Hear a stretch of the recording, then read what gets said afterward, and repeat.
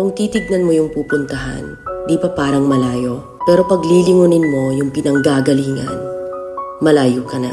Hindi mo malalaman kung hindi ka susubok. Ang buhay ay isang malaking sugal. Kung lagi kang takot sumugal sa isang bagay dahil takot kang mawalan, mauubos lang kung anong meron ka. Kung hindi ka mawawalan, hindi ka rin magkakaroon. Kung ano man ang mga desisyon mo ngayon, yun ang magiging buhay mo bukas. Lakasan mo lang yung loob mo. Dahil ang mundong to, aapakan lang ang mga mahihina. Ibangon mo palagi ang sarili mo. Balang araw, magugulat ka na lang na ang layo na pala ng narating mo. Kahit mabagal ang progress, basta may usad at kumikilos ka, okay na yan. Wala tayong magagawa. Ganyan talaga ang proseso ng buhay. Lahat tayo nakakaranas ng hirap. Hindi natin alam kung hanggang kailan tayo dito sa mundo. Kaya mas piliin mo maging mabuting tao.